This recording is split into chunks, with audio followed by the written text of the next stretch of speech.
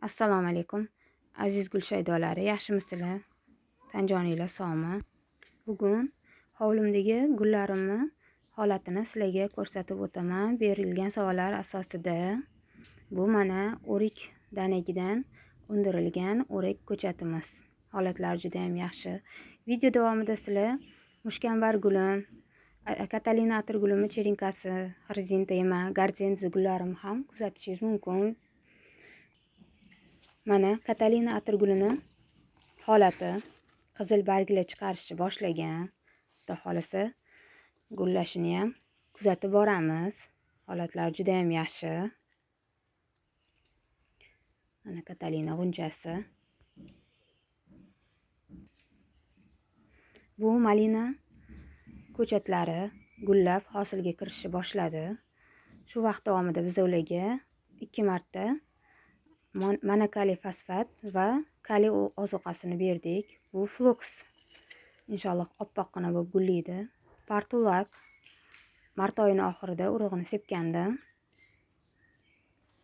Astra gullari, buni ham mart oyining oxirida urug'ini sepganman. Pikrovka qilib ekib qo'ydim. Gullaganda ham ko'rsataman. Georgin kartoshka guli ham deb ataladi. Juda ham chiroyli gul. G'uncha qilishni ham boshlashgan.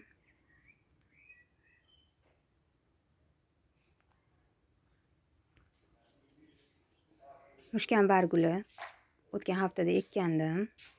Ildizlari juda ham chiroyli bo'lib chiqqandi. Mushkambar guliga iloji boricha quyosh ko'proq tushishi kerak va yer doimiy nam bo'lib turishi kerak. Mana juda ham chiroyli bo'lib ochilib yotibdi atirgullarim. Bularni ham xudo xohlasa cherinka qilish jarayonimni yana bir bor ko'rsatib videoga olmoqchiman. Chiroyli gullarim.